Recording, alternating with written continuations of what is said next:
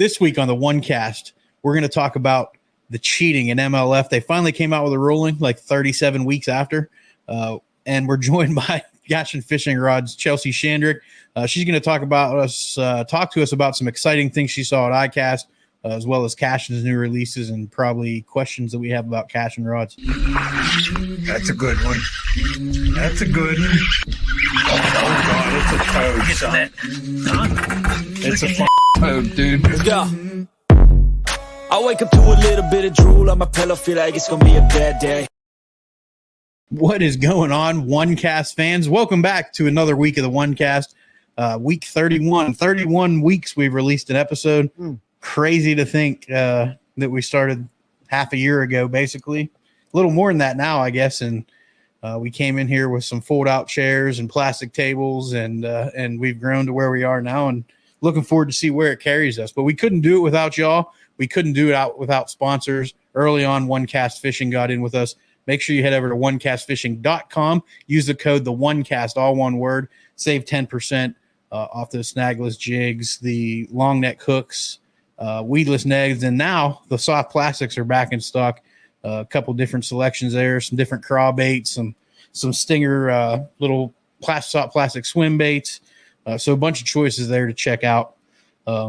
Excited about having those back in stock. What I really like about them, especially with like the craw bait trailer and stuff, is they have a hollow body like in the head of it, so you can shoot your shoot your seasoning. You can put your scent up in there, and it tends to stay in there a little bit better and distribute as water flows through. You can inject it like your Thanksgiving turkey, I guess, if you want to look at it that way. But it's not. They're not the only ones to do that, but they're the only ones I use that do that, and I think it's a great feature on those soft plastic baits. Pete's over here inseminating his plastic livers.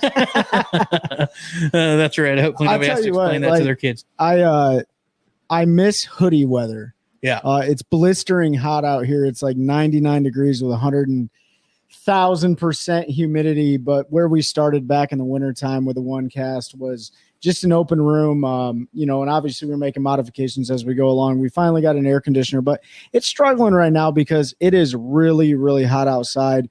So if you start seeing us pouring sweat down our face, don't be alarmed. But I definitely miss hoodie weather, man. I was thinking that today. I was walking my dog, sweating to death, and when I got home from work, and I was like, man, I can't wait till fall fishing when I can wear my hoodie and my bibs again. Yep. They're up shallow chasing bait fish. I can put an A-rig or a spinner bait on and go to town. And the summer's been fun. I know Ben might not like it. He doesn't seem to be a cold weather guy. Are you ready for like extreme cold weather, or you just like the summer? I love the summer. I actually like the humidity. It's like a warm blanket around you. I hate going down the lake and it's cold. Even if it's 75 degrees in the morning, sometimes that breeze is cold when you're running, 50, 60, 70 mile an hour down the lake. Yeah. I see that. Like, I don't like waking up and walking outside and feel like I'm taking a shower already. But at the same time, I don't like my fingers in my face freezing off. So like that 60s to like mid 70s, really that mid 60s and mid 70s, like temperature is pretty prime for me. Fair. But, everything comes with a sacrifice. And right now we're having to sacrifice blistering heat for awesome bites on the water, especially with those summer school and bass and stuff like that. So I'm ready to get back out on the water, dude, because it's been too long. And speaking of sacrifice, make sure you check out the veteran organizations that we help support, and we do some, advertisements for. You'll see them linked down below. FX3 Inc, Heroes Harvest, Special Operations Bass Anglers, and then the new one, if you're in North or South Carolina, you want to fish a great tournament where they're going to stick you with a random veteran. You're going to fish a tournament. I know Brian knew Elite Series pros fishing it. There's a few others I heard that are going to be fishing eventually. It's check out For His Glory Outdoors and the, what do they call it? The Warrior Classic. It's down there on Lake Murray in South Carolina. It's going to be a great event. They got a ton of sponsors, giveaways, and you get to get a veteran out on the water. So that's really what it's all about. Also, if you're looking for any artwork, our friend Jeff Christensen, who designed our logo, he gave us these sweet pictures that you've been seeing up here behind us. Make sure you check him out. KingfisherDesigns.net is his website. He can do any commission work. He sells his prints on there. So make sure you head over and check that out. Jeff's a good friend of the show and obviously a great artist. Somebody is calling me. I'm going to decline that real quick. I forgot to put it in podcast mode, so that's on me. Podcast mode. Yeah, I got a podcast focus mode, so nobody can call me. That's pretty cool. Except for emergency, but I'm looking at my Casio watch. I'm like $12.99. Before we bring, I'm going to do that real quick. Before we bring Chelsea on, hot topic, something we need to talk about. We didn't want to put her in an awkward position and be talking about this because there's a lot of opinions. There's a lot of rumors out there. We talked 2 episodes ago. But so before we did our ICast new product showcase episode, we talked about rampant cheating, if you want to say that, which I think it is at this point with what went on at Cayuga in the MLF BPT. And they finally, Ben, you said yesterday, was it 6 weeks? It's been 6 weeks since that event ended. So if you've been, following any of the social media, podcasts, news information in the bass fishing world, then you've probably heard about what's going on. And again, we've talked about it a couple times here, but again, some background information. Back in the first week of June, Major League Fishing Bass Pro Tour, they were at Lake Cayuga in New York, and there were at least 4 anglers who were accused of cheating during that event. Cheating by either removing a hook outside the boat and then not having the marshal verify that fish was hooked inside the mouth. And the reason why this is an issue is because this was a sight fishing event. They were sight fishing for smallmouth bass. The second issue that came up and the other anglers were accused of is that they were accused of catching the same fish more than once on the same day, which was a violation of the MLF rules for a bed fishing tournament. So apparently for the last 6 weeks, they've been conducting this investigation. They wanted to review footage, any other physical evidence, and then they administered a polygraph to the anglers. And ultimately what happened is that Spencer Sheffield was DQ'd from that event. He failed the polygraph questions in relation to whether or not the fish was hooked inside the mouth. Yep. Obviously, they disqualified him. He lost points. Will probably affect him for Red Crest heavy hitters next year. But then the other anglers who were being investigated for catching the same fish that day, they apparently passed the polygraph. There were no punishments administered. And then MLF went and clarified the 2 rules that were in question and really specified that the intent of that rule so there wouldn't be violations in the future. So, I've been critical of Major League Fishing in the past, and I'll probably do that again here because I think they've created a culture that have allowed anglers to do some shady things. But before, I don't want to ramble on too much here, but Trey, Pete, what do you guys think of the is this a good resolution? Is it sweeping it on the rug? We know it's released the same week as ICast practically, which is what they did last year. So yeah. What do you guys think? I got a lot to say. So Trey, I don't know if you want to go first or. So, to preface everything that we're talking about, these are our personal opinions on the matter. Obviously, we're deriving the information off of articles that we read and things like that. And, the sources are out there. We can cite them if you guys need it. But, there are thousands of opinions on this, and a lot of them are different, and they should be because everyone should have an opinion on this. If you're a fan of the sport, if you're actually passionate about it, then in theory you should care about the future of it. And I think that's the thing that raises a huge question in my mind is what kind of narrative are we setting for the future anglers that are trying to grow up in this industry and be a part of it, right? Whether or not it's professional bass fishing or they're working for one of the industry partners. There are thousands of people in line to take your spot on the BPT, on the Bassmaster Elite Series. There are thousands of people that want to take your spot. Yep. And so you're making it really easy for them to do that if rules are held to the standard, if people are held accountable for their actions. I think what concerns me the most is the fact that it took so long to administer what I would consider like a reasonable punishment for the circumstance. And I talked about it in previous episodes. It's concerning that a rookie is doing this on the rookie year of the BPT, right? And listen, man, like I don't know the guy, and if he wants to come on the show and talk about it, like I'd be more than happy to have him on the show. But it's concerning because there's young anglers out there like our Bassmaster High School Series people that we've had on the show, Kieran and his father. There's tons of people talking about this. And unfortunately, this is the stuff that gets brought up by people that don't even fish when I talk to them, right? Walleye stuff is still getting brought up. this kind of stuff is still getting brought up. Now, I do agree that these are the things we should talk about, because I think with the age of social media and the internet and everything like that, you're starting to see scandals and cheating and things that weren't talked about in the past, talked about now. They're amplified, sometimes over amplified, but they are amplified. So it's concerning to me for the youth. That is my biggest concern. I'm happy to see that there was a punishment administered. I know people need to be held accountable. And I'm not saying you can't make a mistake. Like, everybody makes mistakes, right?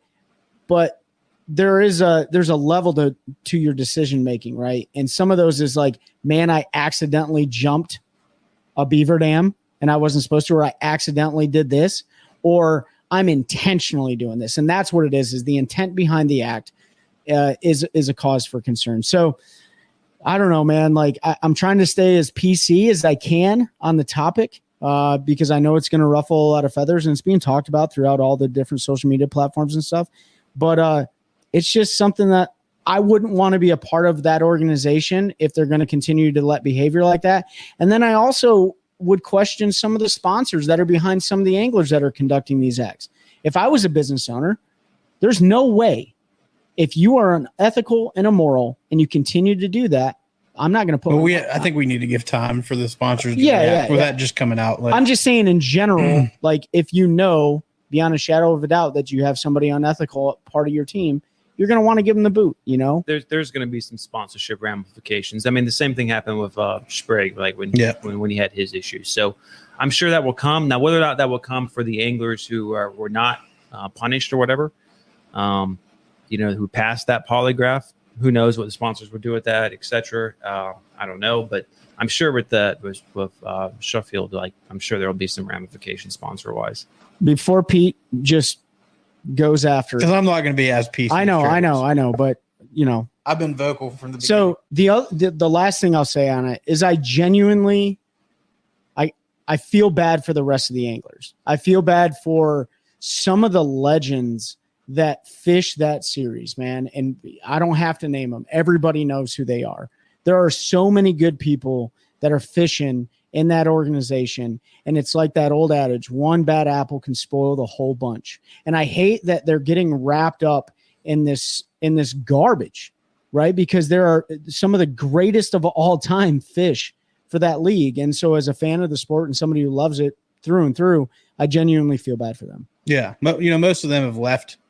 I think they saw how things were going. Your Swindle, BP, your Greg Hackney, those guys have been around for a long time and made the jump. Didn't stay very long. Now, granted, a lot of promises were broken to the anglers with the no entry fee, which I don't even think made it through the first year. Like, there was a lot of stuff that changed, and I get that, but KVD, like, guy's going to be associated with that now forever. And I'll come right out and say, like, that for him, that is that hurts. He's not a guy that hasn't had stuff happen. If you Google bass and DQs, his name's in there. He's been disqualified for rules violations. People make mistakes, honest mistakes. What Spencer Sheffield did, in my opinion, is not an honest mistake. There's only one reason why you unhook a fish over the side of the boat when you have an official in the boat with you. And that's because that fish is hooked on the outside of the mouth and you caught it on a bed and you don't want him to see it. You don't want the camera to see it.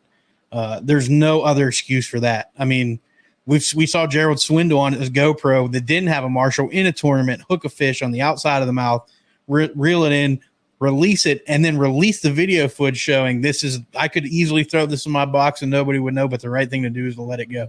That's the difference between having a moral standard and not. Like you said, you're concerned Spencer Sheffield is a rookie and he's doing this. That just tells me he's done it his whole career. He hasn't had any morals. He hasn't cared. He's gotten away with it because he had nobody to catch him. He got to the highest level and he figured, I can just unhook it on the side of the boat. Nobody's going to see it and I can roll. MLF hurt themselves when they got rid of the paid marshals. They don't have a paid marshal anymore. It's a volunteer, kind of like Bassmaster does, BASS does.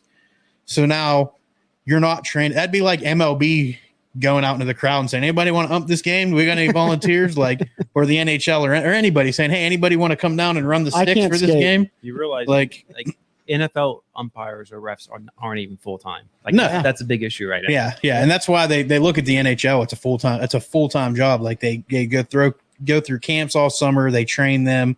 Like, it's an ongoing continuing education thing with umps and stuff. It's not. And you see the issues in baseball and football that arise from that. So you're to expect a fan to turn somebody in is asking a lot. I'm not saying that they wouldn't. If you're signing up to Marshall, I would hope you're doing it for the right reasons. And you're going to, whether it's your favorite angler of all time that you draw or some nobody that you're going to hold them to the expectations and the rules. The MLF got this whole thing wrong. They got Spencer Sheffield right, but there were other folks that did things that were on camera that they did not punish because they passed a polygraph. And I'm sorry, if you've watched Slick Johnson's TikTok, he said it best. Like, Matt, I'm going to use Matt Becker because he was one that got called out a bunch, right? He sight fished a fish, caught that fish on the bed looking at it, and then later in the day came back and threw to a lay down and a point where you knew where that bed was at. Everybody watching it knew, and he knew where it was at. That's still, in my mind, an opinion, and it should be in anybody's. You're still sight fishing that fish. Just because you don't see the fish, I know if I throw to that tree off of this laydown, there's a bed right there at 10 feet. I'm still sight fishing a fish, right? I'm still intentionally catching the same fish again. Now, the way the rule was written, it did say sight fishing, so seeing the fish. So it said bed fishing. Bed fishing. So I don't even think it specifically said bed fishing. I have it here on my phone. Yeah, I can look, but I believe what it said is that when you're sight fishing or bed fishing, you can only catch that fish once. Yeah, when sight fishing, so visibly targeting bass, anglers cannot weigh the same bass more than once per day. So that was how the rule was. Catching the same bass while sight fishing more than once a day and weighing it more than once may result in a loss of weight, loss of fishing time, fine, or other penalty as determined by the tournament director. So what they've done is they've rewrote that rule, clarified it. I'm not going to say rewrote because Ben pointed out it is a clarification. Once a bass is located visually via sight vision, it can only be caught and weighed one time per day per angler. So now they're saying you can't go throw at that tree knowing there's a bed 15 feet off of it by staying back 50 feet. So they knew it was wrong to begin with. The tournament director knew it was wrong. There was a lot of confusion. We saw who was the Japanese angler that fishes MLF. He asked the question. So Taki asked the question, and the information disseminated through anglers and the tournament director, and it's like the telephone game in elementary school. One person heard one thing, it changes. Everybody talked to everybody else. This marshal heard this and told this angler that. At the end of the day, there should have been some punishment to everybody involved. I think there were 16 anglers total. They said that they investigated and that went through the polygraph. Spencer Sheffield was the only one that failed it. Polygraphs aren't the end all, right? Trey and I, we had this discussion. There's states where it's not admissible in court. There's ways around it. If you're nervous, you can fail it. It can be fault, like all of that. But, I mean, there's video evidence on half of these dudes and the things that they allegedly did. You know, it's interesting with the polygraph. And, you know, we talked about it taking so long. If I want to give MLF any credit of the doubt here, it's because they had to get all the anglers back together again, which is the event this last weekend, to administer a polygraph. That is the only reason why I could think it takes 6 weeks to be able to release this if you're going to conduct the polygraph. But again, I'm with you, Pete. Like the visual and camera evidence, right? That should not have been a determining factor when you have all that other evidence, because it is such a pseudoscience. Yeah. You know, I think, you know, the anglers, I don't want to be too hard on them because, I mean, there is a difference between intentionally doing something that's against the rules and trying to find that gray area loophole, you know, reading the rules and seeing, you know, how could this be interpreted? And that is what the issue was with the bed fishing one, because they asked, well, if I backed off 100 feet and can't see it, does that count? And there was questions regarding that. I think everyone understands what the intent of that rule was, which is why they clarified it. So, like in that instance, MLF is admitting like that's, yeah, there were rules violations there. But ultimately,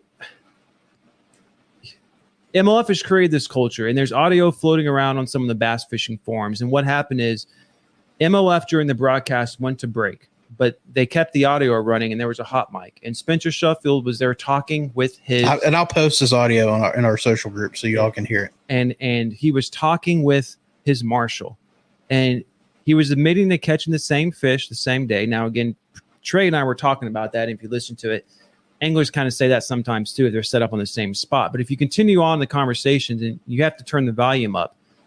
The conversation was everyone knows they're catching the same fish, and And the marshal's like, yeah, the viewers won't be able to really tell if they're not paying attention to the background. And I think Spencer even said, like, I'm going to catch these 4 fish every day. It's right. It was going around. They were catching the same fish.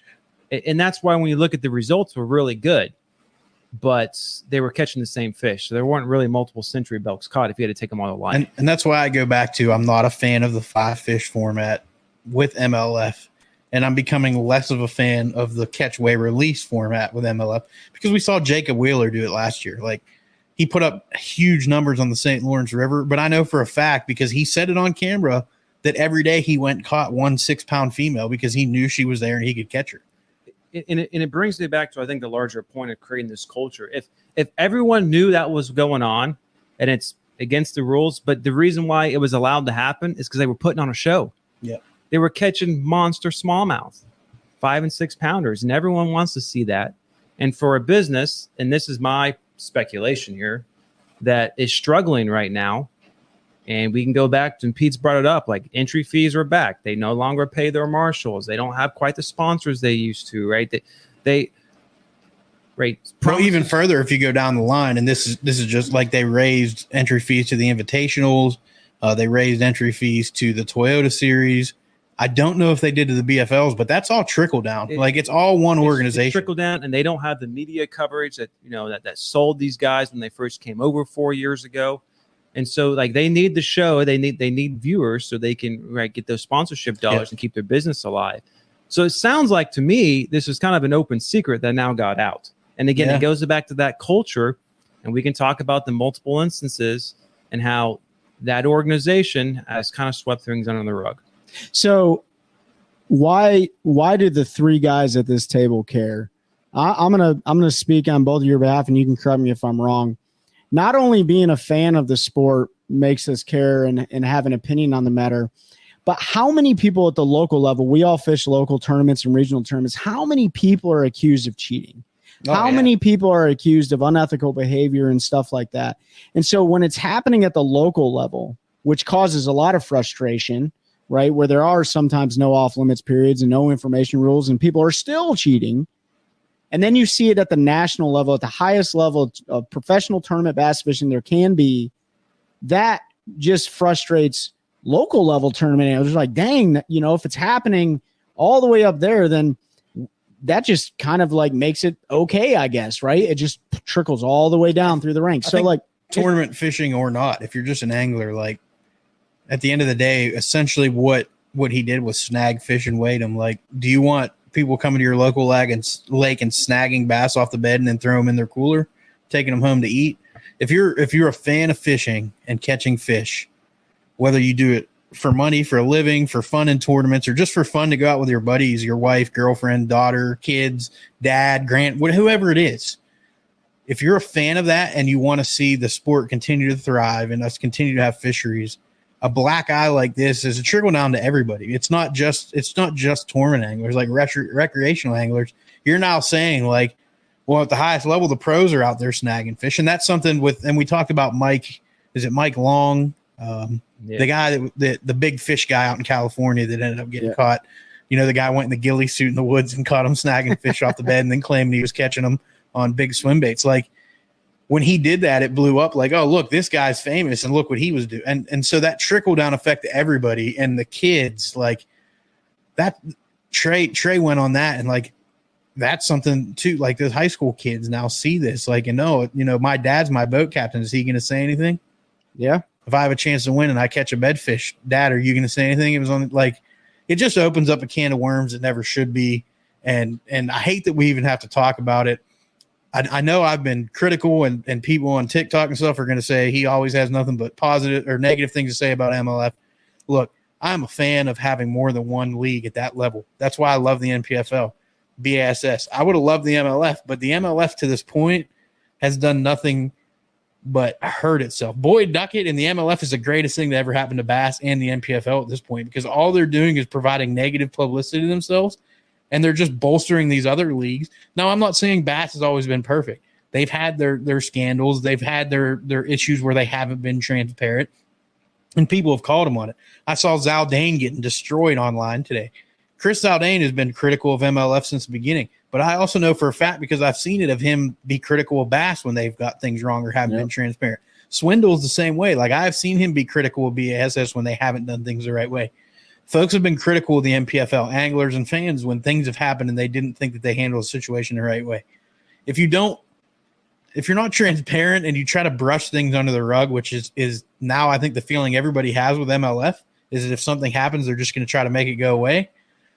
How do you expect people to continue? How do you expect your fan base to continue to grow and people to take you serious? Like, at the end of the day, to me, now, Ben said it earlier, like, you're just there for entertainment. If I want to go watch somebody catch 5-pound smallmouth, it might be the same fish 5 times, but I can go watch MLF and that's what I'm going to get. It doesn't have the same entertainment factor to me, but for some people it does. It's just, it opens up a whole bigger thing, and we could talk about this for 2 hours if we wanted to, but we have Chelsea waiting to come on, and we want to talk about ICast and other stuff. And I don't want to give any more publicity than we need to, but let's give Ben a chance to wrap up. Yeah, we'll wrap this up here. I think we all agree, like, it's important to talk about because we consider this a sport, right? There's like tournament fish, there's competition, there should be a level playing field, and you have a guy who is breaking the rules and other guys who are potentially not doing that, who are turning back fish who are not caught legally, right? That affects the fair play of competition. And if we're looking at this as a sport and not the WWF, or the WWE, whatever it is, World Fishing Entertainment, WFE.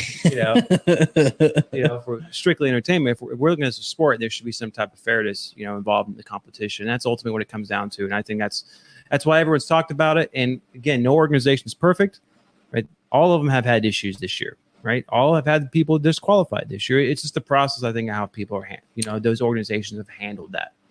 The only other thing I would say is put some visibility on is you mentioned it before about the Marshal program. Hold the marshals accountable. Hold the marshals accountable to throw a flag on the field when there's a violation. Call the tournament director and say, hang on a minute, this ain't right. Just because you're a volunteer doesn't mean that you don't have some sort of sense of responsibility. So not only are the anglers accountable, not only are the tournament directors accountable, but so are the marshals. And that's one of the things that really hasn't been talked about throughout this entire thing. And I'm just going to leave it at that. Hold your marshals accountable. If they're not doing the right thing, maybe they don't need to be invited back on the boat. Hold everybody accountable. At the end of the day, the excuse that everybody else was doing it doesn't fly. I'm going to end with this. I used to hate it when I would say, well, all my friends are doing it, and your dad or mom would give you the old, like, if everybody jumped off a bridge, would you? And I'm like, well, when you get older, if anybody's listening that maybe hasn't got that life experience yet, we need to hold everybody to the same level of accountability. So whether it's Spencer Sheffield, a rookie, or if it's Kevin Van Dam to get caught, which he's not involved in this, nobody blow up.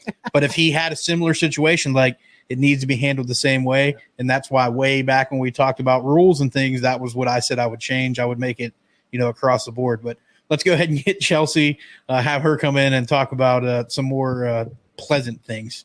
We have Chelsea Shandrick. I'm sure you recognize the last name. She is my wife. She is, I don't even know what your title is now. You are the, what is it now? She's giving you a dirty look. It changed not that long ago.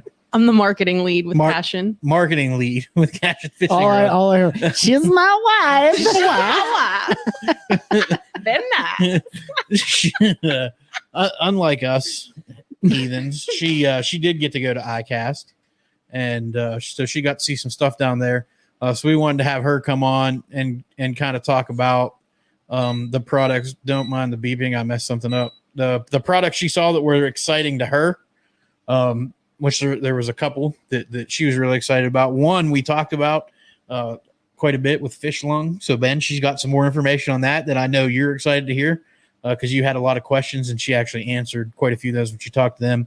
But we'll let her go ahead, Chelsea, if you want to introduce yourself however you see fit, and then let us know how ICast was this year. I don't know how in-depth you want to go into it.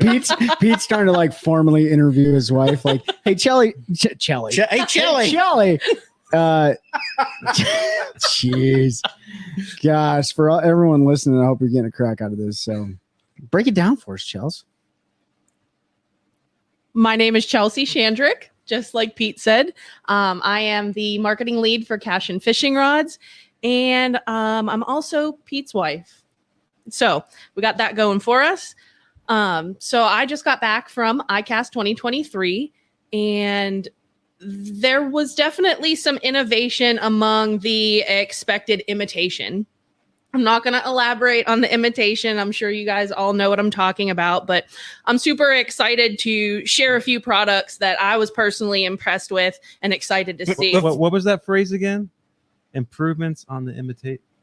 Innovation among the expected imitation. That was probably the most politically correct way to say knockoff that I've ever heard in my life. I love it. That's that. If I can remember that, which I won't, that's what I'm going to say from that one. I know where you can find it at. That's right. Anyway. But the first one I wanted to talk about is Echo Bait Company, and they're out of Auburn, Alabama. Mm-hmm. You can find them at echobaitco.com. And what they're focused on is sonar reflective tackle for forward-facing sonar. They had a demonstration, 2 screens side by side. One had your regular lure, the other had their Echo Bait. And you could see that it was 2 to 10 times more visible on that live sonar. It was incredible. So basically, it's helping you better track your lure. It's much easier that way, and you're targeting fish, hopefully getting those better hookups. And I know we talked about them last week when we brought up the ICast preview. Or I mean, ICast was going on, but we were going to the new product showcase. And what's unique about them is because it's so for sonar specific. The front end of that jig or whatever it's concave. It looks like a satellite dish. Concave and very hard straight line edges. Mm-hmm. Yeah. Which makes perfect sense if you think like a radar, right? That's radio waves, but sound waves going through the water.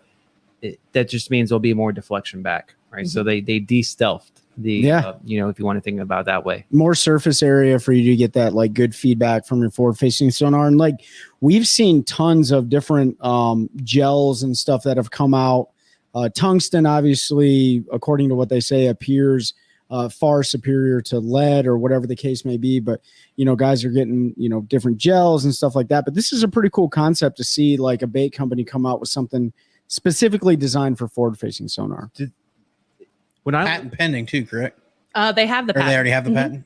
When I was, so when I look at them, it looks like mostly everything's more geared towards open water. Do they have anything there at the show that was more for, grass or heavy cover and all? Because I would imagine, right, the shape of the head obviously matters, coming through that type of stuff.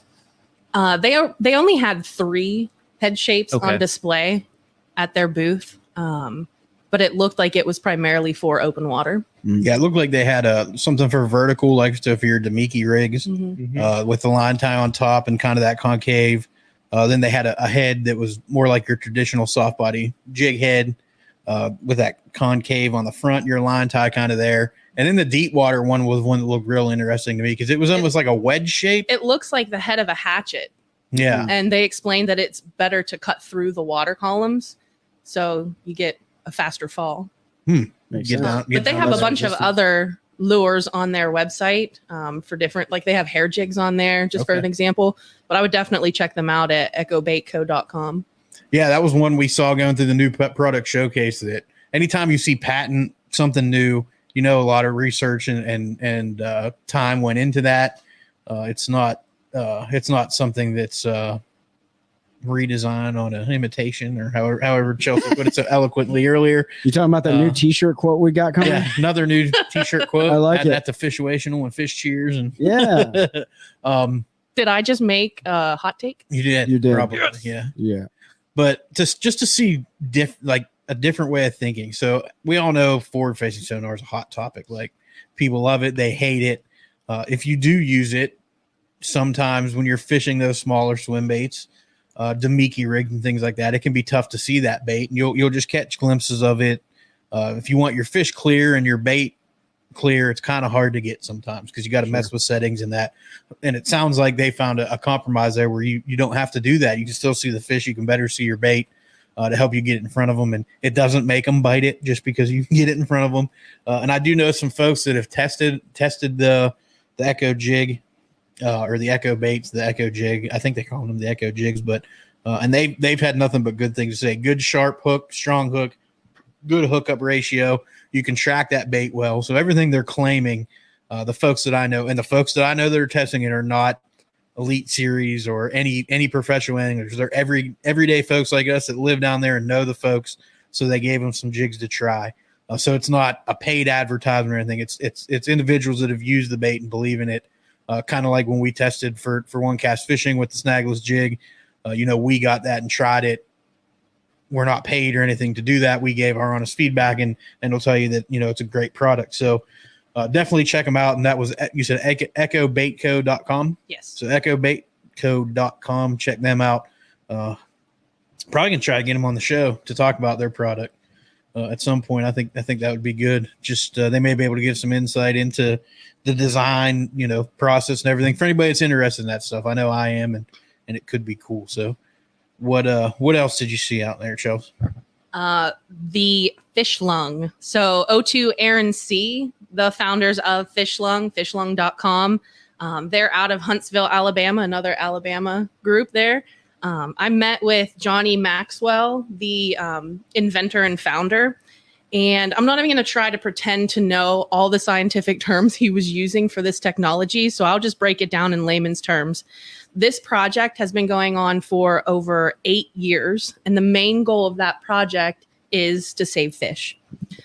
He has a group of anglers, including himself, who are passionate about, conservation, figuring out the root cause as to why there were so many fish kills. Okay.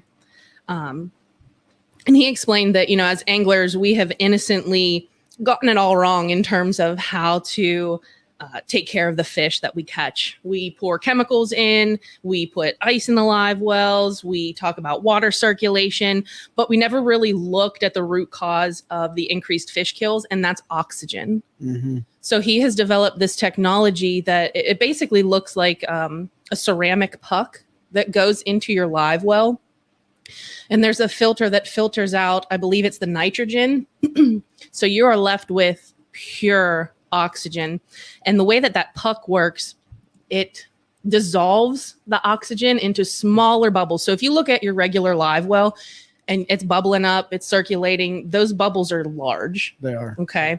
So the puck makes tiny micro bubbles, nano bubbles is what he called them. And what that does is it's more easily penetrated into the fish's gills so that they're absorbing that oxygen. So if you think about it in terms of healthcare for us, our oxygen saturation, how much oxygen do we have in our blood? Same thing for the fish. So the fish lung is pumping these fish full of pure oxygen, and that micro bubble system for the live well is sending a concentrated amount of oxygen to that fish, and they're being returned into the water, sometimes healthier than when they were brought into the boat and into that live well. So that super saturation of oxygen, it just helps those fish survive and actually thrive. And the way that Johnny explained it is this breakthrough technology can actually move on to help bigger bodies of water, not just singular fish. Yeah. So that technology can be put into different bodies of water to help almost regenerate the environment for the fish.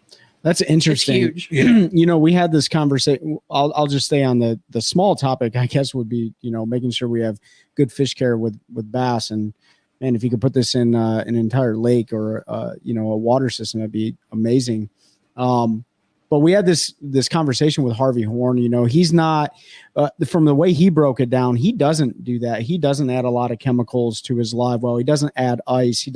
He uses the lake water that the fish are used to and recirculates and pumps out old water and releases the nitrogen from his live wells and stuff just through constant maintaining throughout a tournament day, in his live well, like opening the lids or whatever the case may be. So, and that is interesting. I never thought about that because I've always done that. I've always added a bag of ice to my live well. I've always used like Rejuvenate or G-Juice or something like that, And so to see something that is natural, come online that could just eliminate all that stuff. And I'm sure those other businesses aren't very happy about it. But the reality is anything that is abnormal or artificial can cause some harm to a fish, right? Yeah. So I'm not saying that's the case with like G juice and rejuvenate and ice and stuff like that. But if you think about it, you add a bag of ice to your live well and drop a fish from 90-degree water into 60-degree water, and Pete and I talked about it. You may put those fish into shock and create more stress, and then have to fizz that fish over and over. And we won't get on the fizzing topic, but maybe this will help reduce the amount of fizzing you have to do and stuff like that. I will learn how to fizz your fish. Next, super oxygenated water. It's the most important thing we can do. Yeah. But no, I think Ben asked the question when we were looking at it on the new product showcase, like, does it eliminate the nitrogen? And that is exactly what it does. So if you look at this tech, this is the same tech on a little bit larger scale, similar. Theirs is obviously different, but that Bass does with their fish care before they release fish. So Bass, for anybody that knows, on these big events, takes fish into a holding tank. They put them into super oxygenated water, remove the nitrogen. They make sure that those fish are healthy before they release them. Essentially, now you're putting them in a live well situation where they're going to have that super oxygenated water. You're eliminating that nitrogen, because that's one of the worst things is the nitrogen buildup. And, there's vents. You can be old school like us where you just crack the lid every once in a while, make sure your fish aren't dead. And, that releases that nitrogen. But nitrogen buildup is a huge issue, especially with recirc, which we all do. We put ice. You dump your G juice in there, you're recirculating all day. Eventually, you're just recirculating straight nitrogen. And people are like, I don't understand how my fish died. Well, at some point, there's no oxygen left for them to get.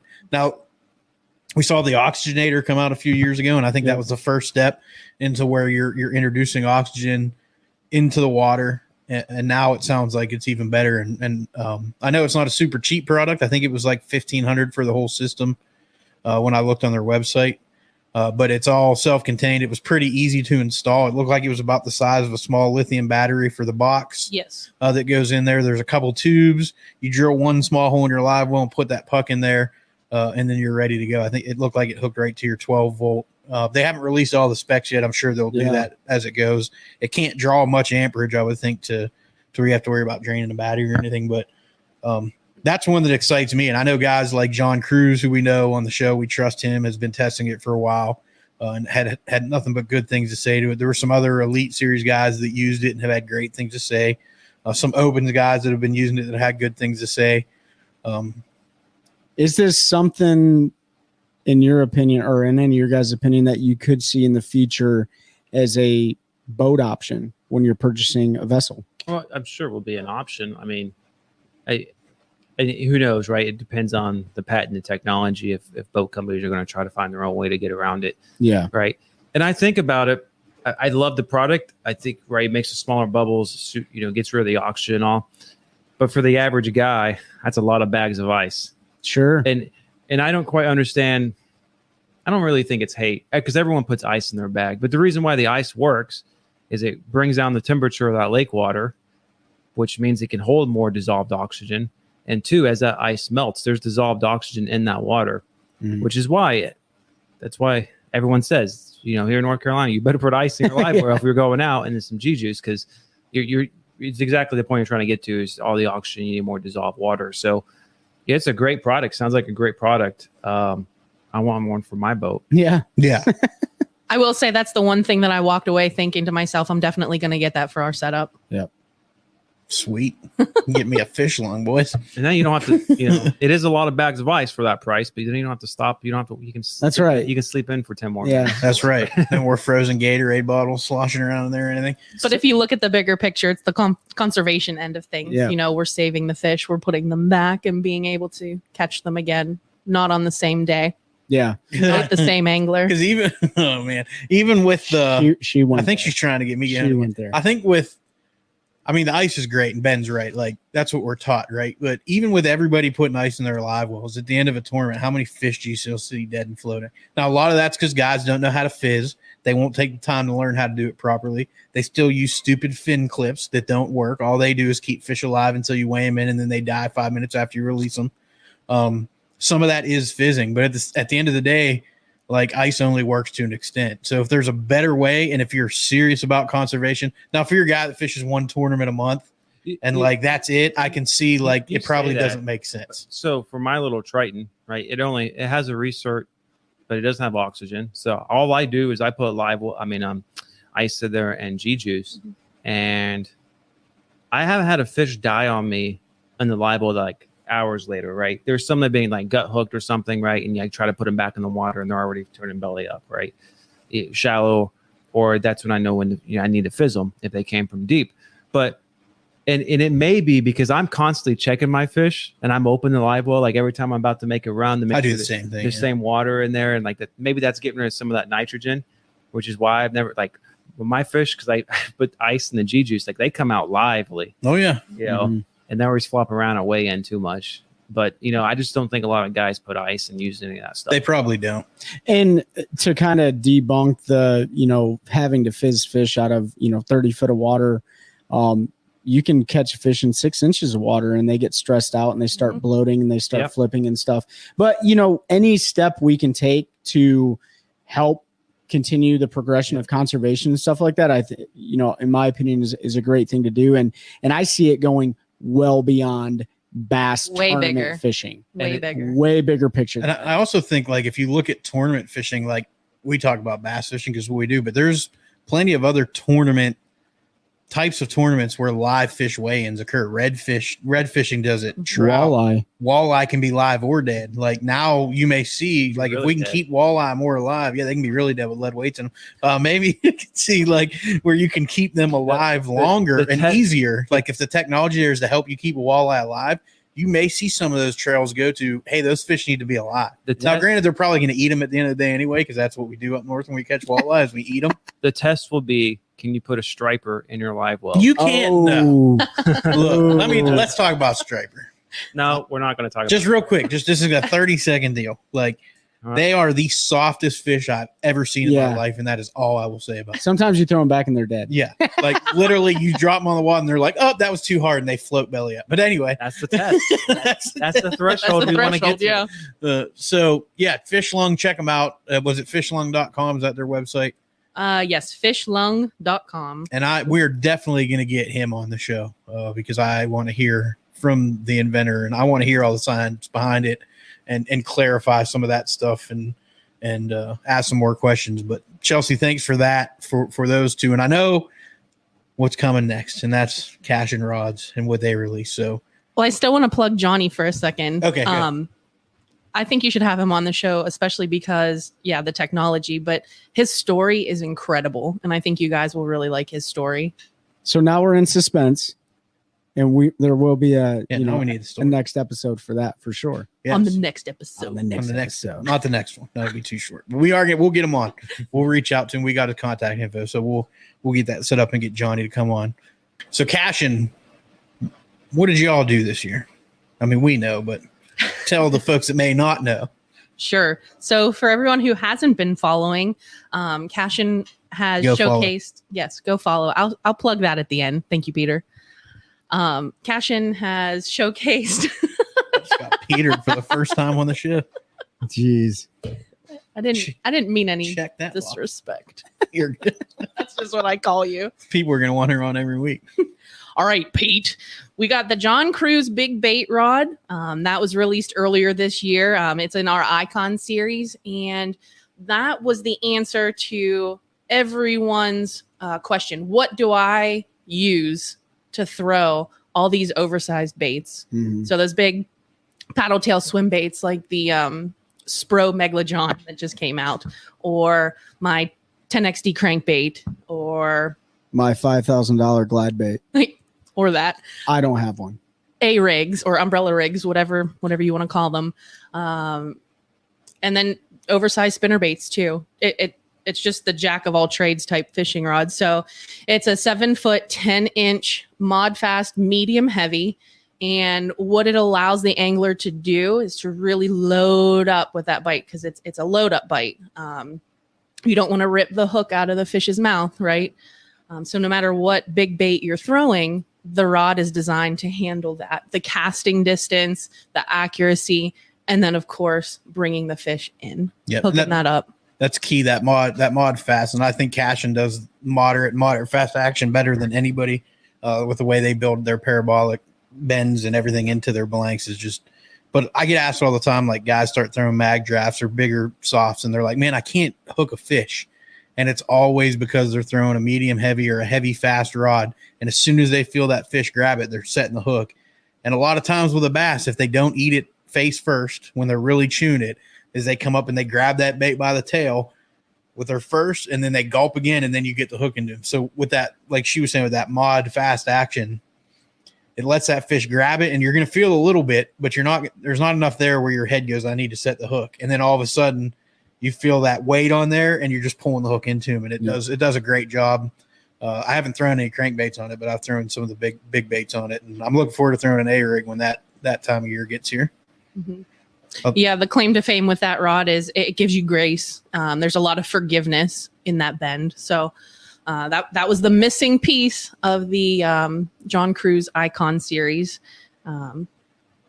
So then we have the Icon Salt Finesse line as a part of our Icon Inshore series. And this is the part that we were super stoked about because it's brand new. Mm-hmm. We're learning about it.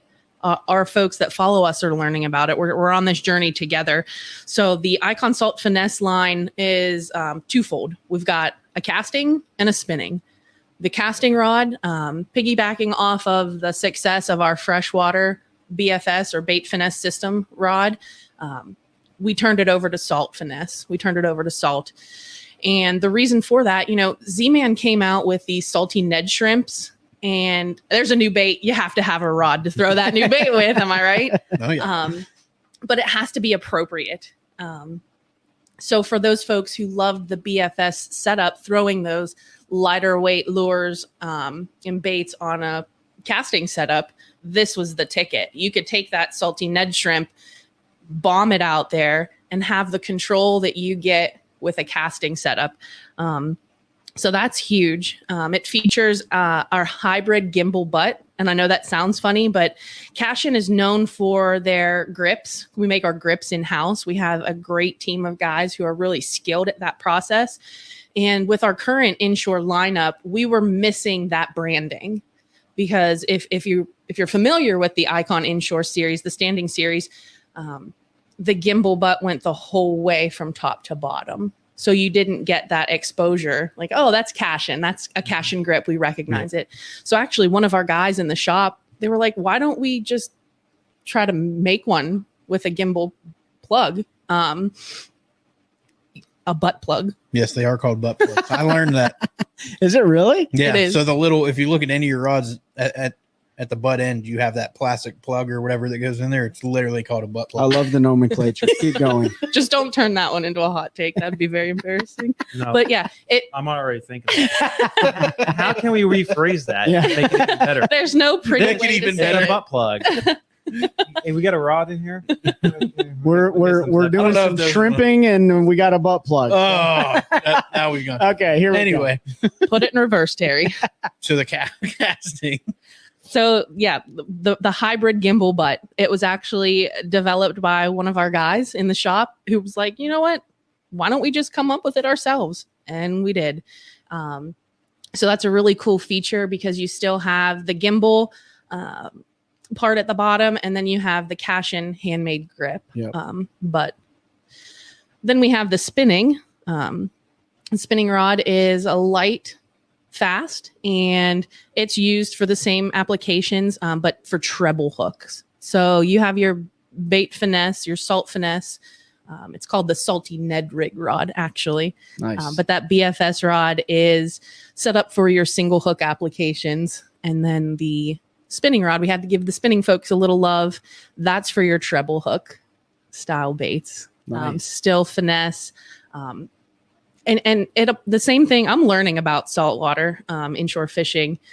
The same rules apply. Like when there's drastic changes in the water temperature, the environment, if the hatch is, if the fish are feeding on fry or smaller food, when things are pressured and you're having a hard time, you get out that Ned rig, right? Yeah. You get out that finesse style bait. Same thing applies for saltwater and inshore fishing. So we're riding the wave of the salt finesse, and it's going to be out and live in the fall.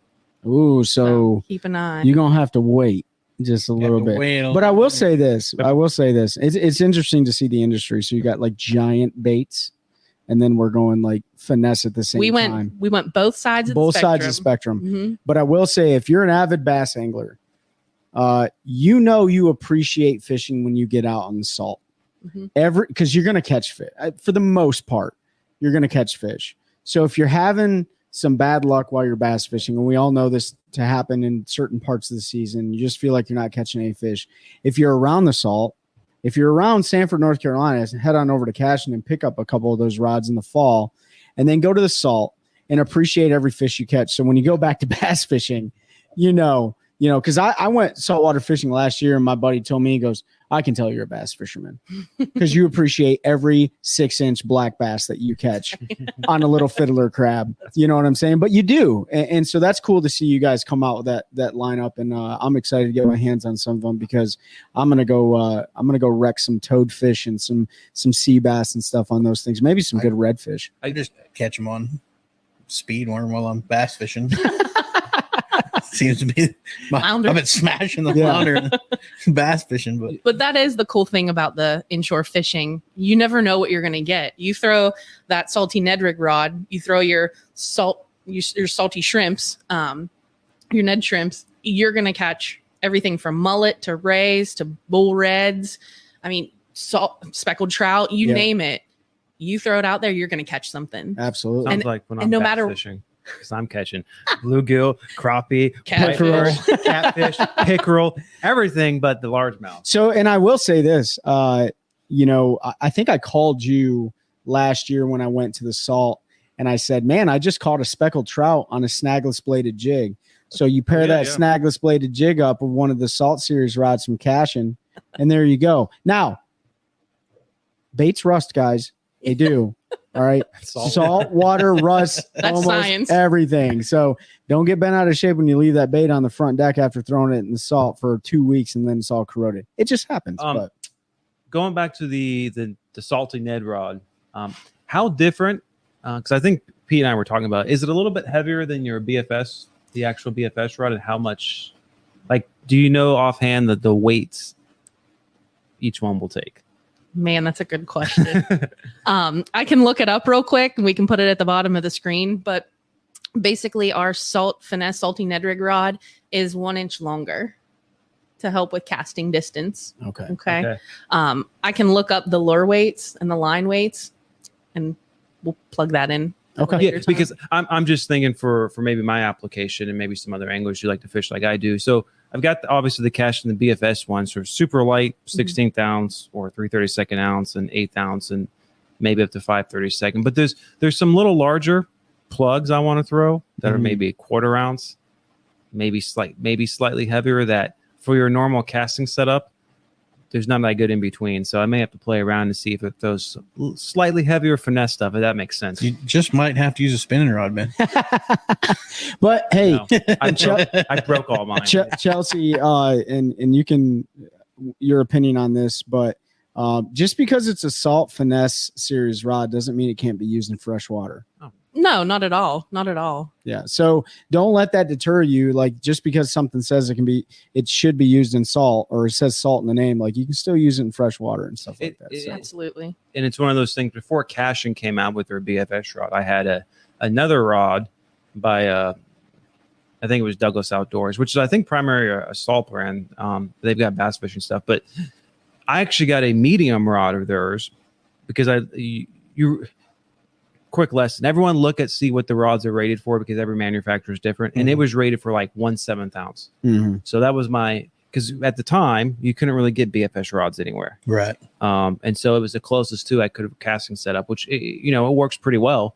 But it's not the specific BFF setup. But it's kind of one of those things that it's a little bit heavier, I think, than the Cashion one. So I can throw a little bit heavier finesse stuff with it. Yeah. And I'll say, like, a lot of people get intimidated when they go look at Cashion, because Cashion does build their rods technique specific, and we can let Chelsea talk more on that. So they're designed to do that specific technique, but they're not hamstrung to just do that. Right? Like, I use a worm jig rod, the 6'9" worm jig rod, as a spinnerbait rod. I use it as a buzzbait rod. I use it to skip jigs. I Texas rig, throw jigs. Like, It's kind of like a do-all for me. And then the chatterbait rod is another one. Is that the number 1 or number 2 most popular is a chatterbait? It's the number 2. Number 2. So like it's great for a bladed jig, but it also throws spinner baits really well. Small swim baits. There's guys throwing smaller swim baits like not quarter ounce. It's probably a little light, but you could probably throw a quarter ounce on it if you had the reel set up right. But smaller soft body swim baits, things like that, and it handles those really well. The crankbait rods, there's like 37 different options depending on what you want to do, but they all don't just do that. Like the square bill rod is the best rod I've ever thrown in my life. If you like to throw square bill crankbaits, like the way John Cruz designed that rod, just absolutely the way it deflects off cover and throws a square bill is unmatched. But it's also really nice for throwing your shallower diving, like 6 to 8 foot crankbaits, your smaller profile stuff, and it handles those really well. So don't be afraid to ask questions, I guess, at the end of the day. And I'm going to ask Chelsea to kind of tell a little bit about Cashion. We talk about them all the time, but we've never really explained the company. We'll let her do that once we're done talking about it. But if you have questions, you can message them on social media. You can message me, Trey, ask in the group. We're all more than willing to help you. Questions. It's an American made rod made here in North Carolina by American workers. It's really easy to get behind, and it's a great product. So before you dive in, Chelsea, and I wanted to piggyback off what Pete was saying. Sometimes buying the right rod can be intimidating for people. They'll have questions. They'll post it in forums and stuff on the internet. They'll get a lot of flack because people are ugly on the internet. Let's be honest.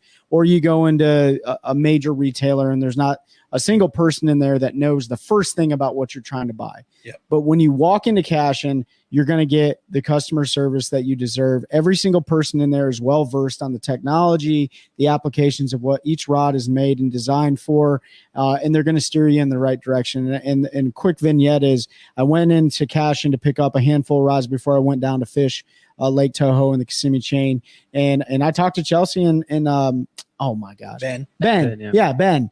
Yeah, it always confuses me. But I talked to Ben and I talked to Chelsea and said, this is what I'm getting ready to go do. And I need certain rods for certain applications. And they pointed me in the right direction. And even though I was throwing a frog, they didn't steer me necessarily towards a certain frog rod. It was like, you might want to use this type of rod for that. Right. So besides Ben, Pete, and myself, in the comment section or on the community pages and stuff like that, just go into Cashion. If you're in the local North Carolina, Sanford, North Carolina area, walk in there. You'll be very you'll be pleased with what you get. I promise. Or call Chelsea up. Or call Chelsea. You want to give your cell phone out? Don't do that. We'll give Pete's out. You want to give Peter's out? Yeah. 867-5309. That's all I got. I just needed to give you guys that shout out. I can just walk out the door. You guys got it covered. What did you look that weight up? I did. So I misspoke. You guys have to forgive me. So the salty Ned rig rod, 7'2", and it's got a line weight of 4 to 10 pounds and a lure weight of 1/8 to 1/2 ounce. Okay. Yeah. Wow. So it'll throw that quarter ounce a little bit heavier. That's nice. And I know Chelsea got the 80 to Tula inshore reel to throw on that. I haven't got to mess with it yet. I'm not that special, but looking forward to when they come out and getting my hands on one and chucking it around and seeing how that does. So our freshwater BFS rods, we have two. One is a 6'10", which would be most comparable to the 7'2" salty Ned rig rod. And then we have a 7 foot, which would be compared to that would be for your treble hook baits. Yeah, the 7 foot is nasty. What do we have? I have both, but you have a 6'10". 6'10". Yeah. Okay, yeah. The 7 foot's a medium light or light? The 6'10" is a medium light. What's the 7 foot in the light? Light, yeah. So it throws, like I throw shad wraps and stuff on that, just because it's fast, but it has a really nice parabolic bend. And so for those light balsa crankbaits and stuff, like in the winter, man, it chucks in things great. Yeah. So that's been my go-to. And I wasn't even sure what I wasn't even actually going to get one because I was like, I have the 6'10", that if I'm going to throw a Ned rig, which is yet to happen, if I'm going to throw a Ned rig, that's the one that I want. And then I'd actually talked to John at a show and he was like, you throwing a shad wrap on that 7 footer yet? And I was like, no, what's up? And he broke it down, and I was like, well, now I got to get one of those too. So then, Because everybody knows how throwing a shad wrap is. Oh man, it's miserable. Yeah. Even on a spinning rod, it's like the worst bait in the world, but it gets 8, so you have to throw. That's exactly the reason why I started getting them a couple of years ago. That and the Ned, but yeah, because like little shad wraps are so good in the wintertime or that late, that late wintertime, early spring bite, especially, everyone's throwing Alabama rigs and stuff, rock crawlers around rip wrap and rock, but very few people are throwing the old school shad wraps or even suspending shad wraps and things just because they're so difficult, especially if there's any wind on the water. Like it's difficult to throw them unless you have the right equipment. You think we'll see more people throwing the gravel dog this year or the rock crawler? What do you think? Yes. I don't know. Whatever one's cheaper. Like, let's be honest. Like, a lot of people buy for the price. Wiggle-warts. Yeah, a lot of people buy for the diversity. A lot of people buy for the brand, and so it just depends. But I know that Cashion has changed my life. You know what I mean? Put that on a t-shirt. I'm serious. It has. I never thought about it, and listen, not everything's affordable to everyone. And it's not something I just went out and bought 80, Cashion rods, but slowly like changing my inventory out, but understanding like just how much the rod matters when it comes to loading up on a fish and keeping a fish pinned and stuff like that. Yes, your reel matters. Yes, your line matters. Yes, the knot you tie matters. Yes, the bait you throw matters. I mean, all of it matters, but when you can find the right tool to be surgical in the application that you're trying to perfect, then that's where you find Cashion, right? For me, it's changed my life. So long before Chelsea worked at Cashion, I'm going to let her talk about Cashion as the company, but just to give an experience of why I started buying their rods, we went in there. She hadn't even moved down here yet. So I was down here for work, and it was like a Saturday afternoon or something. I was bored. No, it had to be during the week. I think we rained out. So I just Googled tackle shop near me. And if you're around Sanford, there's none that are actually open when you need one. But I saw Cashion Fishing Rods. I'm like, what is this? And so I Googled it, and I was like, well, I didn't realize that was who John Cruz fished. Like, I know that name. I'm going to run in there and check it out. So I went in there and I met the owner, Dr. Matt Cashion, and he talked to me, and I ended up buying a couple rods because they have factory seconds or repaired rods are a little bit cheaper. I wasn't going to go spend big money on a rod I didn't know if I was going to like. And I bought them and I fished with them and I really liked them. And then when she got down here, I was like, hey, we need to go check out this tackle, this fishing rod place. I think you'll think it's cool. So we went in there, and it had been, 6 or 8 months since I went in there. I only met the guy one time. And when I walked in, Matt immediately walked up to me. He didn't remember my name, but he remembered why I was down here for work, where I was from, that I had been fishing Jordan Lake a lot, all this stuff. So right there, to have not seen this guy for 6 months, only met him one time, and him to remember my story, I was sold right there. I'm I'm a fan. And I made the mistake of buying everything before Chelsea started working there. So Matt got all my money, but no, I don't have a problem supporting an American company like that. And then we were blessed to have Chelsea be able to go work there. And do you want to talk a little bit about, I don't know if Cashion's mission or what you all stand for? Yeah, so Trey, I was teasing you when you said, it changed my life, but actually it did change mine, truthfully. My background is in healthcare. I was helping to run a nursing home that had memory care and a couple different other levels of care. And you know what? That stress is real. I still have a lot of friends back home who are at that nursing home. I say nursing home, it's retirement care community. And, respectfully, they know that stress as well. So it was time for a break. So I came down, moved here with Peter and Pete. And you're good. That's what you call me. It's weird when you call me Pete. Low Pete. No, Trey, you don't get to call me Peter. Anyway. Moved down here, and, I said to myself, I don't want to be in charge of anything. I just want to go to work and come home. So I started working at Lowe's. Oh, yep. And then I was actually working at Lowe's when Pete brought me into Cashion. And the minute I opened that door, God laid on my heart, I want to work here. You need to work here. It was a want and a need all at the same time. And when I realized that, Matt, now my boss, recognized and remembered my husband and recognized who I was without even meeting him. That was super important.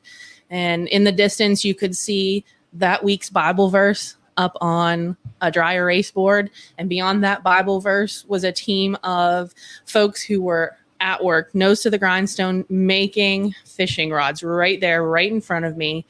And the music was going. I'm pretty sure Led Zeppelin was playing too, Right. Not to be contradicting, but that's my favorite group. And it was kind of like God saying, hey, this is your place. Yeah. You need to explore this as an option. So I started applying, and all I wanted to do was make fishing rods. I thought that was the most fascinating process, making fishing rods. I had no idea what went into it. Yes, I grew up fishing. I was passionate about fishing, still am. Didn't know the process behind making one of those fishing rods. So long story short, got a phone call, interviewed, got a job. And I started managing the office, which entails just about everything. Small business, you wear a lot of hats, you do a lot of things. So learning the whole process, yes, from building a fishing rod all the way up to handling, accounts payable, accounts receivable, onboarding of new team members, marketing, you name it, I've helped with it. And it's been an absolute pleasure to take that journey and be a part of such an awesome team. Like I can't verbalize it really. You have to come in and you have to just experience the environment. Mm-hmm. The one word that always rings true when I talk about Cashion is culture. Mm-hmm. And again, you wouldn't believe it if I told you, but the culture of Cashion on a Wednesday at noon, you walk into our showroom, you're going to see us having a Bible study together. Mm-hmm. We are in the Word. We are fellowshipping together. We are breaking bread together, and we are learning God's word in the workplace. Yeah. Tell me where else that happens. Nowhere. Yeah. Like, and that culture just, it transcends. You come in, you can have a bad day, but someone's got your back. They recognize it from a personal level. They come, they minister to you without even knowing that they're ministering to you. Mm-hmm. It's just the culture that we have built as a team. And a lot of that, actually all of it has to do with how Matt has run his company and how much we all respect him and vice versa. He has allowed us the opportunity to have that environment and take it and run with it. And how powerful is that as a leader in the position that he is in? I think that just speaks volumes about the person that he is. Yep. And that disseminates down to they treat every customer the same way. So if you come in there and you have a question or you're upset because your rod broke or whatever, like they're going to work with you to get you a replacement or make it right. If it was something on their end, like at the end of the day, that's what's important to them to do right by their customers. Cause much like we say with everybody that listens to us, like without y'all, we wouldn't have a company. Without folks fishing and using their product, they wouldn't have one. And that, even as just, my wife working there, Chelsea working there, like when I go in, I feel like part of the team. Like everybody's like, oh, what's up? And you talk to them and I've gone in like when they've been to the grindstone or short and I've learned how to do parts of the process to help. Like one day I went in there for like 6 hours and built shipping boxes because they had a bunch of stuff to ship out. That's right. And they were shorthanded. And I was like, well, I can run an air gun. And so I just went in there and put boxes together for a couple hours because I knew they needed help. And they do treat everybody like family, including customers. Like I said, Matt remembered my story, and I only met him once. And to me, like, you don't get that. I can tell you, I'm not going to get that at like Berkeley Pier Fishing, somewhere where they have millions and millions of customers. You're just your local tackle shop. Absolutely, you should expect the support like that. Sure. But direct from the manufacturer like that, it's just not something that you see every day, and it's refreshing, especially with the way things are now. Like, so you're the marketing lead now, right? Mm-hmm. So you said you wanted to go to a job and just go to work and not have to be in charge of anything. So good luck with that. Now that you're the marketing lead. it wasn't even like she was at Lowe's for like a month and they were already moving her up there too. And I was just, some people are just like born leaders, Natural born leaders, man. and they accelerate in those positions. And that's what happened. She's like, I just want to go to work. I'm like, it's not going to happen. Yeah. And I loved my time at Lowe's. Don't get me wrong. But there's that buzzword again, culture. Yeah. It was the culture that drove me to look elsewhere. Yeah. I really enjoyed the people that I worked with. I loved the physical labor. I loved working on the docks. Loved it. I really did. I miss work. I miss driving the forklift. Honestly. We're going to have to talk to Matt about that. Yeah. Miss driving the forklift.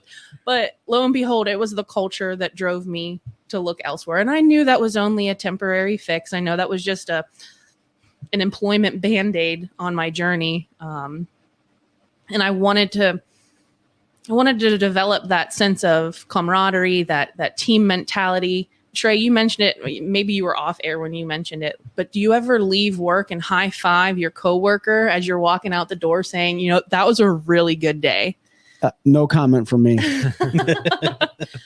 But like you, I'm the type of person, I want to go to work. I want to get the job done, but I also want to love what I'm doing and have fun with the people that I'm around. Absolutely. And the culture wasn't it at Lowe's, but it is at Cashion. And I love being a part of a team that, we're all anglers. We all share. We're all like-minded. We share the same passions, and I could go on forever and ever about the team that we have there.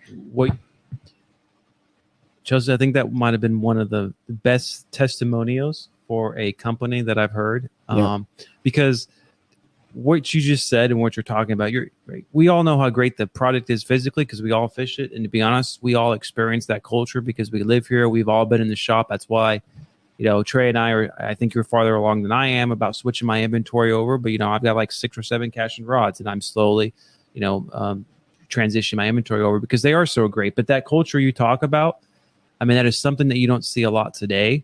And with all how great the actual product is, but the people behind it.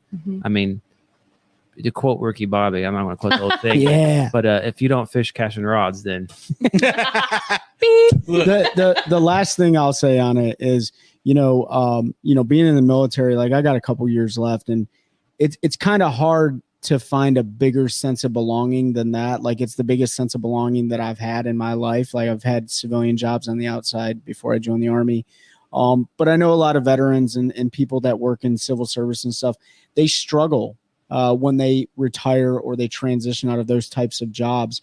So to hear that this culture, this sense of belonging, this sense of purpose exists within the fishing industry is a huge breath of fresh air, because I know that that's a critical piece to what a lot of people in this world are missing, is a sense of purpose, a sense of belonging. And so hopefully for other businesses that are hearing this, if you're listening to this or watching this, like cultivating a climate based on mutual trust and value is something that is absolutely necessary to have people that stand behind the product you develop. Yep.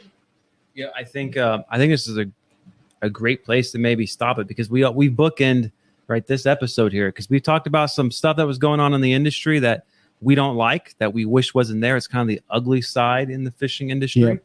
Whereas with Cashion and Chelsea coming in to talk her story, talk about the product, like we see the good side of the industry. That's what the industry should be about, bringing people in. Yep. Because we all just love being on the water, and we all just want to catch fish, whether that's in a tournament or just going out with your dad or your kids or neighbors or by yourself, just for that alone time. So appreciate you coming in here. Yeah. Do you want to let folks know where they can find Cashion? Yeah, we got to do that first. Yes. If you've made it this far, thank you. Please go ahead and follow us on Instagram, Facebook, TikTok, YouTube. Just search Cashion Rods, and your follow means a lot to us. We see you, we interact with you. I am one of the people that will interact with you. So behind the scenes, here we are. And just one more take home, no matter how big Cashion ever gets, we're still always going to be about 3 main things. We're going to be about being truly American made. You walk right in, you see the team making those fishing rods. We're seriously American made. We're always going to be about having superior quality and, the product to back that quality. And we're always going to be about our people, because without our people, we don't have any of the above. Okay. Right. So please follow us, come into the showroom, and pay us a visit, and we'd love to see you. Yep. CashionFishingRods.com. Check them out. full lineup. No matter what your price point is, you should be able to find something that'll fit your needs, and it's going to do a really good job and support American made. So the last thing, I'll close it out, is we talked about culture that isn't so good. We've got to talk about culture that is really good, and we talk about it all the time. Help us continue, or help us to work towards growing a culture of anglers helping anglers, one cast at a time. That's a good one. That's a good one. Oh God, it's a toad, son. It's a toad, dude. Let's go. I wake up to a little bit of drool on my pillow, feel like it's gonna be a bad day.